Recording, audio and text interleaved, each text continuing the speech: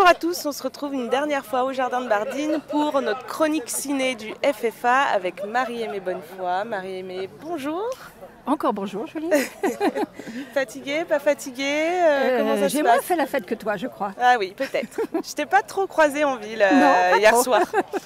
De quoi tu vas nous parler aujourd'hui? Alors, je crois que tu es allée voir Prodigieuse ce matin. Voilà. Mais je vais l'introduire par l'omniprésence de la musique dans ce festival. Oui. Voilà. Et puis ensuite, Oui, tu je te nous avais parlerai- parlé de En fanfare hier. C'était Voilà. déjà de la musique. Voilà. Donc la musique est partout cette année, mais peut-être toutes les autres années d'ailleurs. Elle est en ville et sur les écrans. Alors bien sûr en fanfare. Je t'en ai parlé avant d'y retourner hier au théâtre. C'est un film qui a été ovationné. Oui. Vraiment, encore un triomphe pour Emmanuel Courcol. Et puis au niveau musique, bien sûr, on a déjà parlé de Nabil Ayouch. La musique est omniprésente. Oui. La musique du Maroc aussi et au Hall d'ailleurs. Qu'est-ce qu'il y a aussi Alice à Taglioni. 18h, Oui. Alice Taglioni.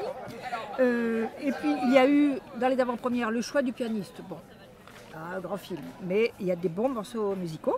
Et puis ce soir, Prodigieuse que j'ai vu ce matin En projection de presse, qui est l'authentique histoire de deux sœurs jumelles qui s'appelaient dans la vraie vie les sœurs Plenel, et elles s'appellent là, S.E. hasard, les Valois, mais avec deux L. D'accord. Voilà.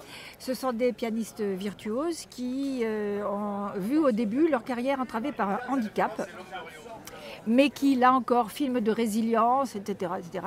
Elles ont surmonté leur handicap et elles ont réussi à jouer avec deux pianos des récitals extrêmement brillants. Ok. Donc c'est beau par les morceaux de piano. C'est un peu long, c'est très académique, c'est tourné un petit peu à l'américaine, un peu sentimental, mais quand même ça vaut le coup. Ok.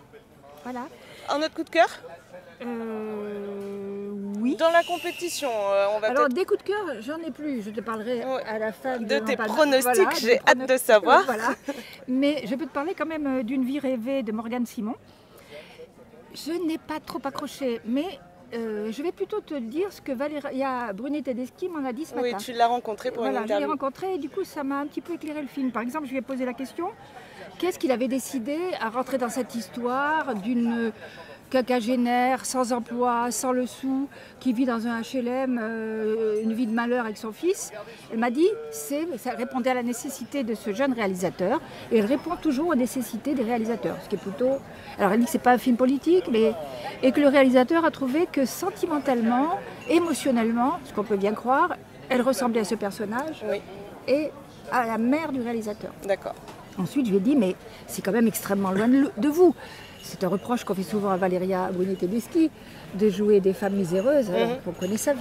Alors là, elle en a profité pour monter au créneau et dire que on pouvait tout jouer quand on était acteur. Un homosexuel sur les pas, c'est ce qu'on avait reproché à Tom Hanks avec Philadelphia, une pauvre fille, même si on est une pauvre petite fille riche, etc. etc. Oui. Voilà. Donc c'était assez intéressant. Ok. Et elle a habité ce film, il faut bien le reconnaître. Donc tu l'aimes un peu plus ce film depuis que tu l'as rencontré? Mais c'est souvent le cas. Ouais. C'est souvent le cas. Quand un réalisateur éclaire un film, eh bien on l'apprécie un peu plus. Donc je le disais tout à l'heure, la compétition elle se termine aujourd'hui samedi. La cérémonie aura lieu demain dimanche. Est-ce que toi tu as eu des coups de cœur qui méritent d'être au palmarès? Oui, alors et puis j'ai écouté aussi beaucoup. Ce que les gens t'ont dit. Oui, Ouais. j'ai des coups de cœur, mais après je révise mes jugements selon ce que j'entends dans la rue. Et par exemple, Rabia que j'avais beaucoup aimé, j'ai entendu peut-être des petits bémols sur la crédibilité, sur le fait de fictionner un tel sujet. Donc je ne sais pas. En tout cas, 20 dieux, je pense que ça fait l'unanimité, Oui. dont la mienne. Hein. Et, Ton unanimité à voilà. toi. est absolue. Et puis, oui, il y a À bicyclette. Je crois qu'elle a tellement ému ce film, Oui. où il y a une très bonne musique aussi d'ailleurs, Oui. hein, que...